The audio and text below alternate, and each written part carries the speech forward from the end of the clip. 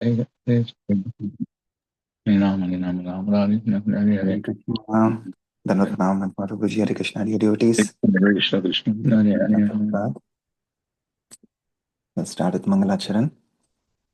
Om Jnanatimirandasya Jnananjana-shalakaya Chakshurunmilitam Yena Tasmai Shri Guruve Namaha. Namaha Om Vishnupadaya Krishna Presthaya Bhutale Srimate Bhaktivedanta Swaminiti Namine.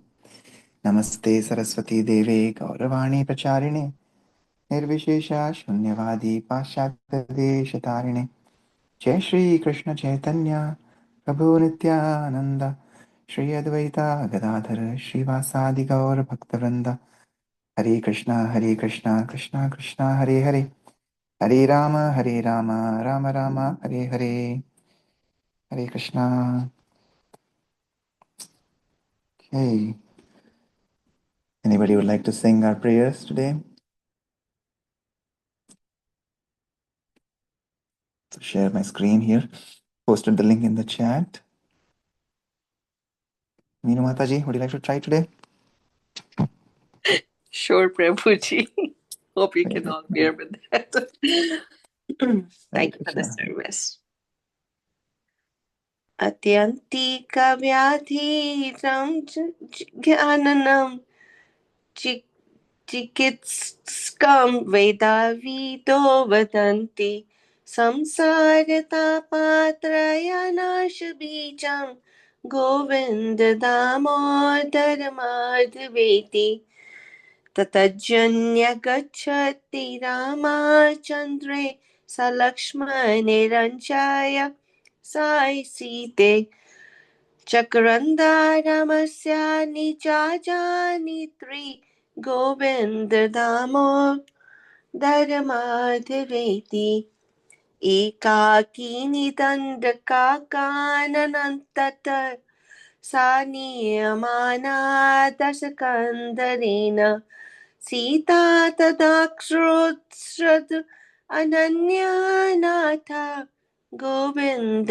Damodar माधवेति रामाद्वयुक्ता जानकात्मजास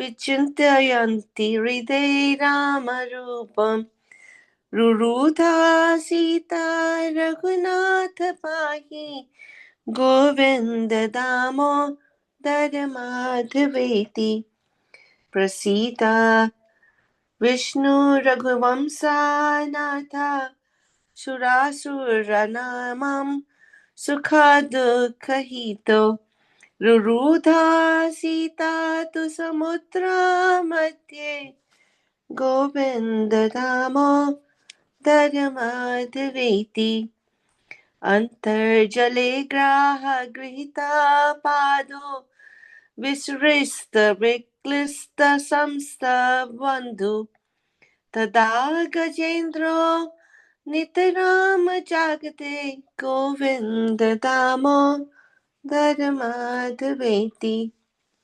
हंसाध्वजा शङ्खयुतो ददर्श पुत्रं कटाहे प्रपन्तं तं हीनं पुण्यानि नामानि हरे जपन्तं गोविन्द दामोदर माधवेति दुर्वासो वाक्यम् उपतेय कृष्ण सा च ब्रवीत् काननवसीनसम्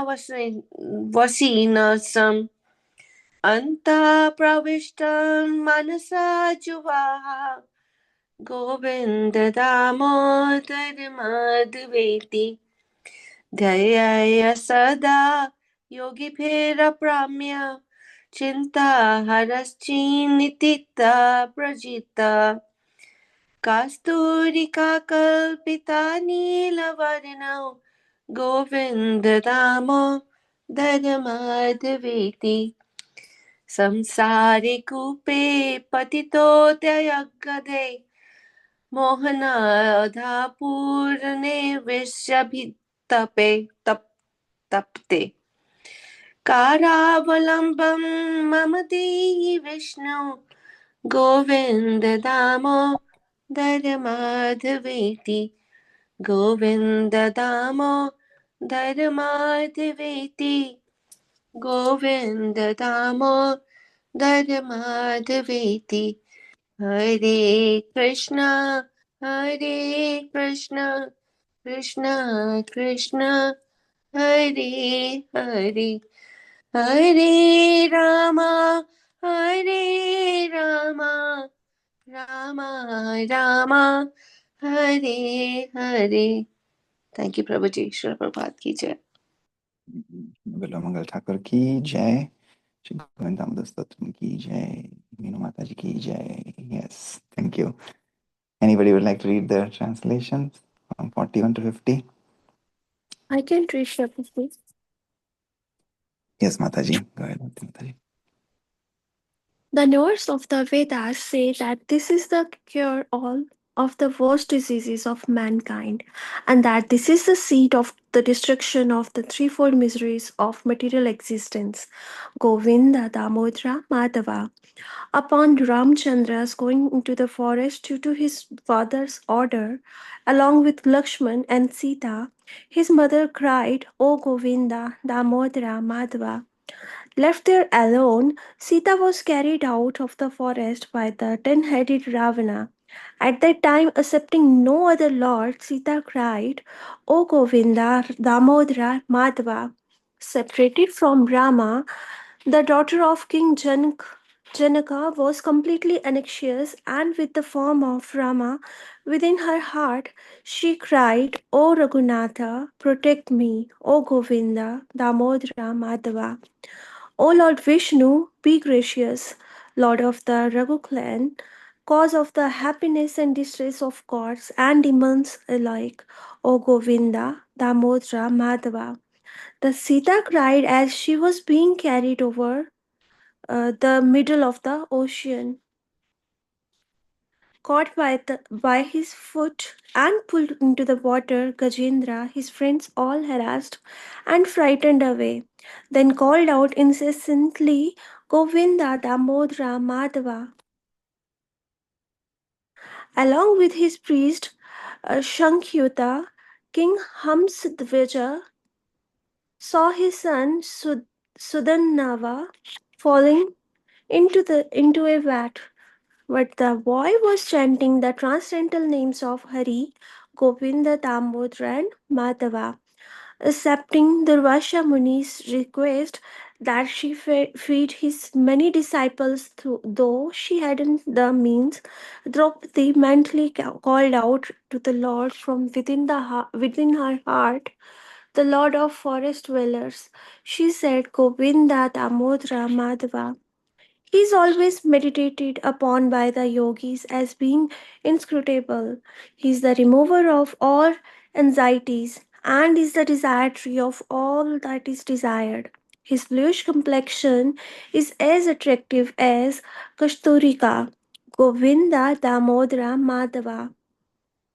I am fallen into the deep, dark well of material life, which is full of illusion and blind ignorance, and I am tormented by sensual existence. O my Lord, Vishnu, Govinda, Damodara, Madhava, please grant me your supporting hand to uplift me. Hare Krishna. Hare Krishna. Thank you, Bharti Mataji and Meenu Mataji. You did well. I know you said, Lord again, Lord will not look at the mistakes. He only looks at our bhava. So your recitation of Govinda Damodar Stotra will melt anybody's heart. So the Lord will accept, just like we are all little children, right? We all learn ABCD, and then when we offer it to the Lord, He can arrange it as best as He wants. So again, it is the mood and the bhav and the prem that we have, unconditional love, which He sees. So thank you once again for your service to recite and read this morning. And as these devotees are calling out the names of the Lord, and then the Lord accepts them, similarly, Prabhupada is teaching now in Prabhupada Lilamrit all his initial disciples in California, San Francisco, of just connecting them with the Lord, and then everything else will just fall into place like he was remembering Sri Rupa Goswami. But Rupa Goswami says that somehow or other we have to just fix our mind on Krishna, right? And the rules and regulations and everything else will just follow.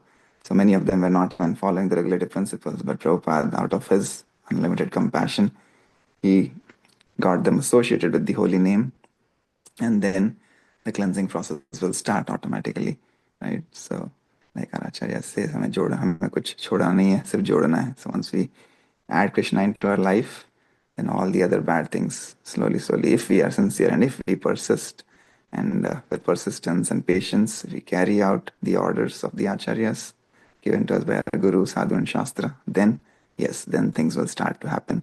But if we do it on our own whims and we don't follow the instructions, then we will be committing big offense. But here Srila Prabhupada, yes, so he is not bothered about the dress that they're wearing right now, right? Slowly, he is guiding them.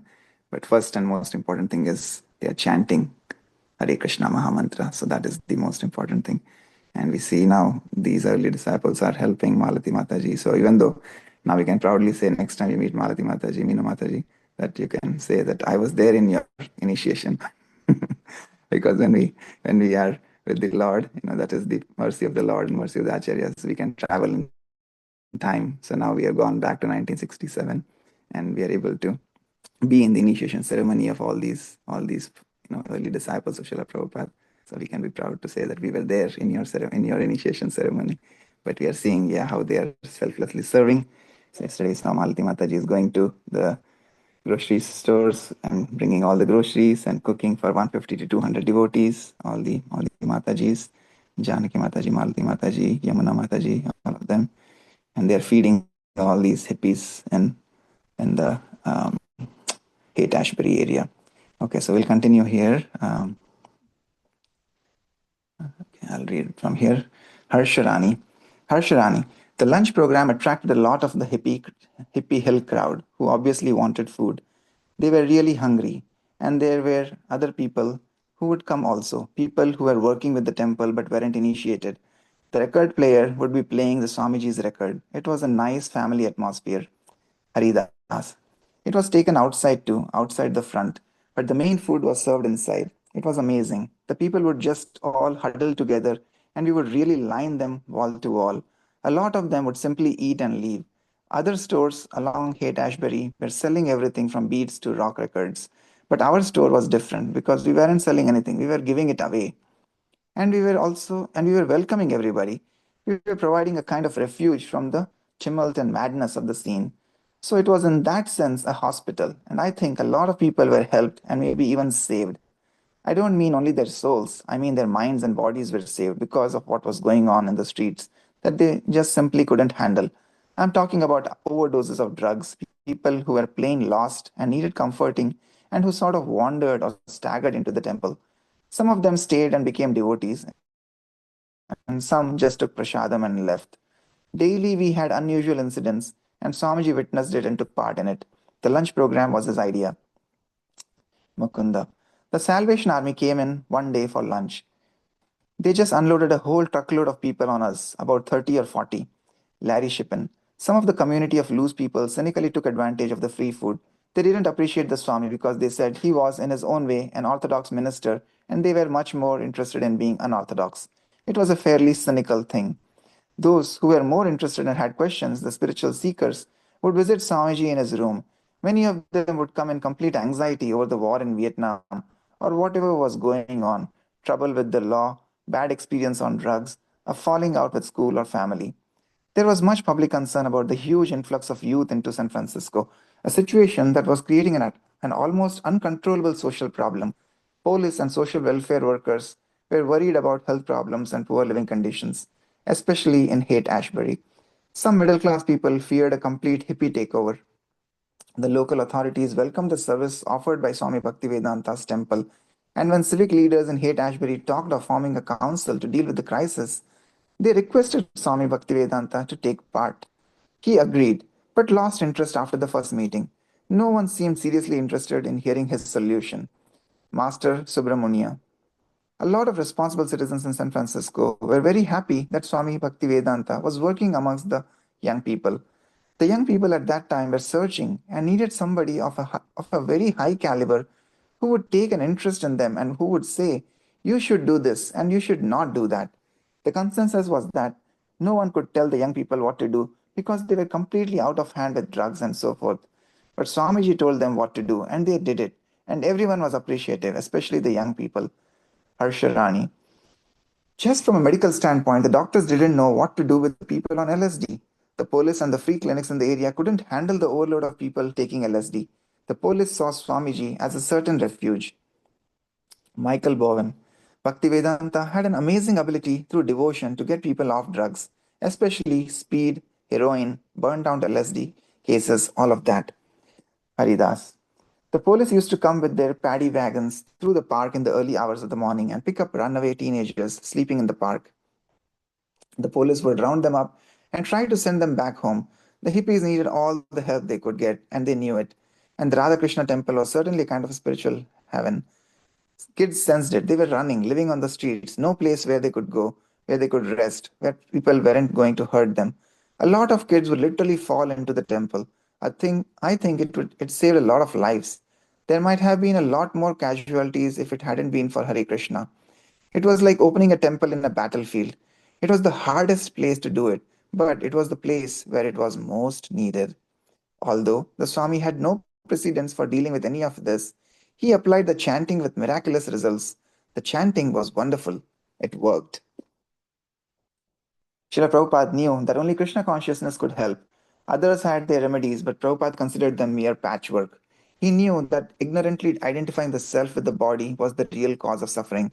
How could someone help himself, what to speak of others, if he didn't know who he was, if he didn't know that the body was only a covering of the real self, the spirit soul, which could be happy only in his original nature as an eternal servant of Krishna?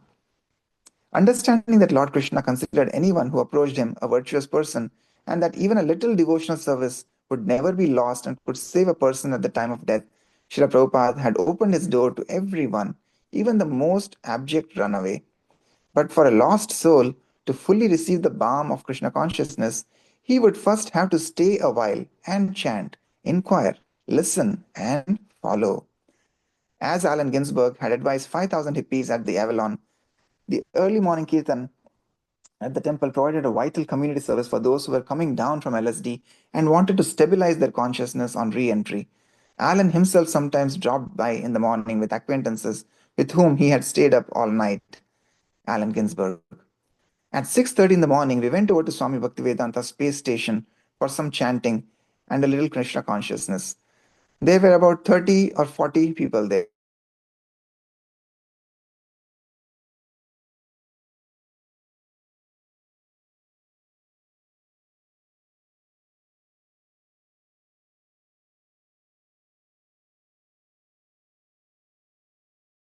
Sorry. Am I audible? Okay. Now you are, Prabhuji. Okay.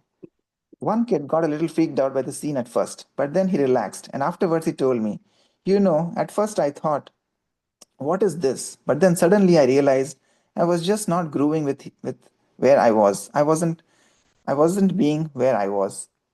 On occasion, the re-entries would come flying in out of control for crash landings in the middle of the night. One morning at 2 a.m., the boys sleeping in the storefront were awakened by a pounding at the door, screaming, and police lights. When they opened the door, a young hippie with wild red hair and beard plunged in, crying, "Oh, Krishna, Krishna! Oh, help me! Oh, don't let them get me! Oh, for God's sake, help!"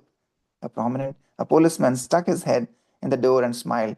"We decided to bring him by here," he said, "because we thought maybe you guys could help him." "I'm not comfortable in this body," the boy screamed. As the policeman shut the door, the boy began chanting furiously and turned white, sweating profusely in terror. Swamiji's boy spent the rest of the early morning consoling him and chanting with him until the Swami came down for kirtan and class. The devotees often sent distressed young people to Swamiji with their problems, and they allowed almost anyone to see Swamiji and take up his valuable time. While walking around in San Francisco, Ravindra Swarupa once met a man who claimed to have seen people from Mars in his tent when he had been stationed in Vietnam. The man, who had just been discharged from an army hospital, said that the Martians had talked to him. Ravindra Sarupa told him about Swamiji's book, Easy Journey to Other Planets.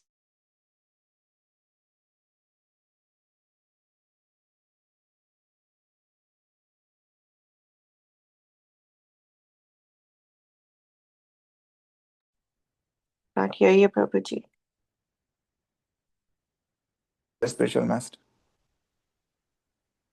Became more considerate of their spiritual master and began protecting him from persons they thought might be undesirable.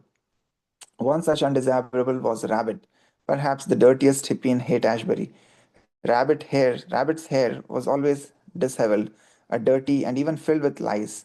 His clothes were ragged and filthy, and his dirt-caked body stank. He wanted to meet Prabhupada, but the devotees refused, not wanting to defile Prabhupada's room with Rabbit's nasty, stinking presence. One night after the lecture, however, Rabbit waited outside the temple door. As Prabhupada approached, Rabbit asked, "May I come up and see you?" Prabhupada agreed. As for challengers, almost every night someone would come to argue with Prabhupada. One man came regularly with prepared arguments from a philosophy book, from which he would read aloud. Prabhupada would defeat him, and the man would go home, prepare another argument, and come back again with his book.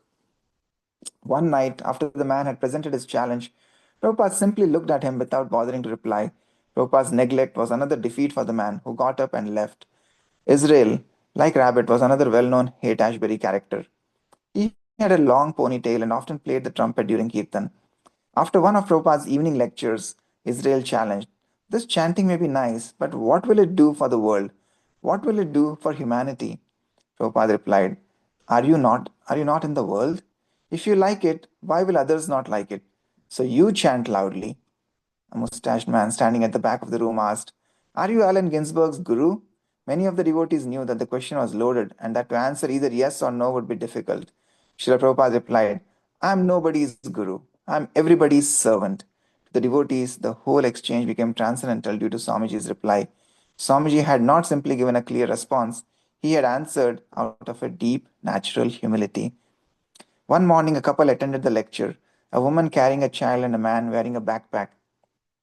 During the question and answer period, the man asked, "What about my mind?" Prabhupada gave him philosophical replies, but the man kept repeating, "What about my mind? What about my mind?"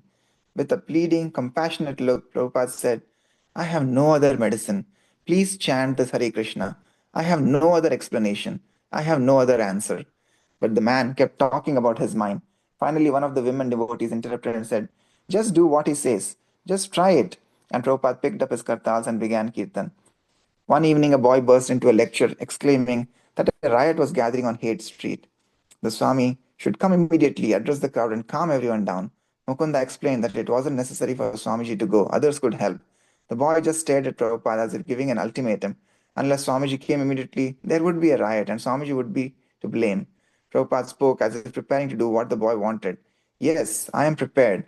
But nobody went, and there was no riot. Usually, during the kirtan, at least one dancer would carry on in a narcissistic, egoistic way, occasionally becoming lewd to the point where Prabhupada would ask the person to stop. One evening before Srila Prabhupada had come down from his apartment, a girl in a miniskirt began breathing and gyrating in the temple during kirtan. When one of the devotees went upstairs and told Prabhupada, he replied, "That's all right. Let her use her energy for Krishna. I'm coming soon and I will see for myself." When Prabhupada arrived and started another kirtan, the girl, who was very skinny, again began to wriggle and gyrate. Prabhupada opened his eyes and saw her. He frowned and glanced at some of his disciples, indicating his displeasure. Taking the girl aside, one of the women escorted her out. A few minutes later, the girl returned, wearing slacks and dancing in a more reserved style. Prabhupada was sitting on his dais, lecturing to a full house, when a fat girl, who had been sitting on the window seat, suddenly stood up and began hollering at him. "Are you just going to sit there?" she yelled. "What are you going to do now? Come on, aren't you going to say something? What are you doing? What are you going to do? Who are you?" Her action was so sudden and her speech so violent that no one in the temple responded. Unangered, Prabhupada sat very quietly. He appeared hurt. Only the devotee sitting closest to him heard him say softly, as if to himself, "It is the darkest of darkness." Another night, while Prabhupada was lecturing, a boy came up and sat on the dais beside him. The boy faced out toward the audience and interrupted Prabhupada. "I would like to say something now." Prabhupada politely said, "Wait until after the class. Then we have questions." The boy waited for a few minutes, still sitting on the dais, and Prabhupada continued to lecture. But again the boy interrupted. I got something to say. I want to say what I have to say now. The devotees in the audience looked up, astonished, thinking that Swamiji would handle the matter and not wanting to cause a disturbance. None of them did anything. They simply sat while the boy began talking incoherently. Then Prabhupada picked up his kartals. All right, let us have kirtan. The boy sat in the same place throughout the kirtan, looking crazily, sometimes menacingly at Prabhupada. After half an hour, the kirtan stopped. Prabhupada cut an apple into small pieces, as was his custom. He then placed the paring knife and a piece of apple in his right hand and held his hand out to the boy. The boy looked at Prabhupada, then down at the apple and knife. The room became silent. Prabhupada sat motionless, smiling slightly at the boy. After a long, tense moment, the boy reached out. A sigh rose from the audience as the boy chose the piece of apple from Prabhupada's open hand. Haridas, I used to watch how Swamiji would handle things. It wasn't easy. To me, that was a real test of his powers and understanding. How to handle these people, not to alienate or antagonize or stir them up to create more trouble. He would turn their energy so that before they knew it, they were calm. Like when you pat a baby and it stops crying. Swamiji had a way of doing that with words, with the intonation of his voice, with his patience to let them carry on for a certain period of time, let them work it out, act it out even. I guess he realized that the devotees just couldn't say, listen, when you come to the temple, you can't behave this way. It was a delicate situation there. Often someone would say, I am God. They would get an insight or hallucination from their drugs. They would try to steal the spotlight. They wanted to be heard. And you could feel an anger against the Swami from the people like that. Sometimes they would speak inspired and poetic for a while, but they couldn't sustain it, and their speech would become gibberish. And the Swami was not one to simply pacify people. He wasn't going to coddle them. He would say, what do you mean? If you are God, then you have to be all knowing. You have to have the attributes of God. Are you omniscient and omnipotent? He would then name all the characteristics that one would have to have to be an avatar, to be God. He would rationally prove the person wrong. He had superior knowledge, and he would rationally explain to them, if you are God, can you do this? Do you have this power? Okay, pause here since it's a long reflection. Yeah. So again, Prabhupada, by his virtues of being a pure devotee, he knew exactly when to respond, when to correct, when to just let them drain their energy. Right, but it was very challenging. You can see, like, it was not easy for him to be in a place completely filled with these unruly and not in their mind kind of characters. Like somebody said, this was like a space station. They were like I think it was Allen Ginsberg, right? It was people coming down from their LSD, and this was like the space station from where they can go back and stay high forever. But yeah, um, all the trials and tribulations he had to face, all the um, unthought of or clear words that were being spoken by all these people, yet he so graciously handled the situation. And like he said there, I'm nobody's guru, especially talking about Allen Ginsberg. I'm nobody's guru. I'm just everybody's servant. So just that is the mood of a pure devotee, that they are here to serve.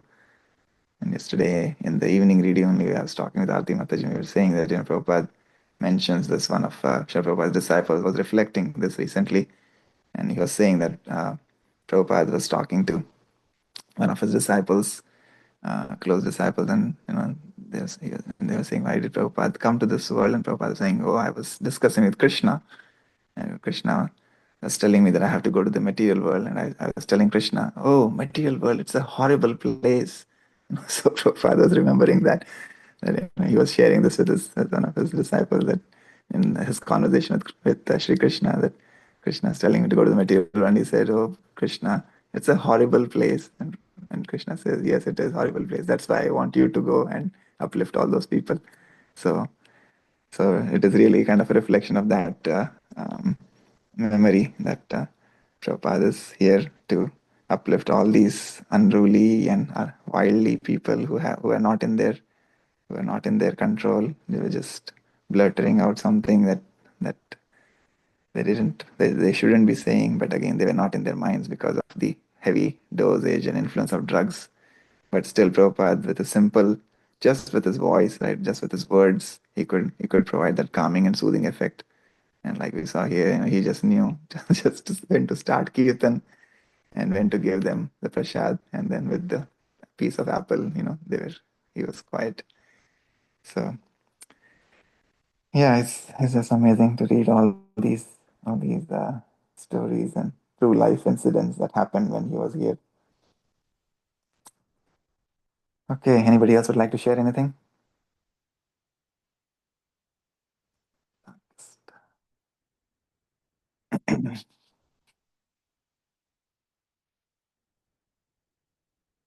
Any other thoughts? Hare Krishna. Hare Krishna, yes. I would just say that Prabhupada, no, you covered most of the reflections, but Prabhupada was like a mother. He knew how to raise or control all the different kids he had, coming from all the various ways, especially here in San Francisco. Just like a mother knows, she might have all 5 children, they're behaving in a different way, and she would be able to know and control and nurture them in a right way. The same way Prabhupada was, just like a mother, he was nurturing in the different ways, in just right way, that people needed at that time. Yeah, he had an ocean of tolerance and humility. We can see from today's reading. Yes, Prabhu, Hare Krishna. Thank you. Yeah, like you very nicely said, yeah, just like a parent would know exactly how to take care of their child, right? Nobody else can. For him, the whole world they were all his children, like he was saying day before yesterday when we were reading. And Janaki Mataji asked, like about his children. He said, "Aren't you my child? Aren't you aren't you all my children?" Right? So like that, yeah, like you said, he's for him, all of them were children of the Lord, and they were also his kids. So he was treating them individually, at personal level. And also like I think his teachings, like his disciples had absorbed so nicely. So because like that girl who was in the miniskirt and dancing, I think like it was mentioned, some of the Matajis took her outside. So they would have certainly, coached her, guided her, and told her exactly what to do, because then she comes back in slacks and then she is dancing in a more reserved style. So we can see how quickly his Prabhupada's disciples were learning from Srila Prabhupada, from his mood, like what his mood was, what how he wanted the temple to be, and they were starting to be his voice as they were helping these youngsters. So that was also nice to see that they were able to quickly coach her and guide her, and then she comes back later in a more appropriate attire. Yeah. Okay, anybody else would like to say anything before we conclude?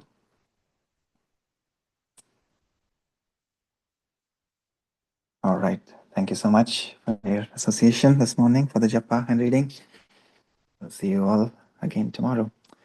Vanchakalpatarubhyascha kripasindubhyeva cha patitanam pavanebhyo vaishnavebhyo namo namaha. Anantakoti Vaishnavrind ki jai, Jagat Guru Srila Prabhupada ki jai, Srila Prabhupada Leela Amrit ki jai, Nitai Gaur, Hari Hari Bol, Hare Krishna. Thank you, Prabhuji. Have a great day, everyone. Hare Krishna. Hare Krishna. Hare Krishna.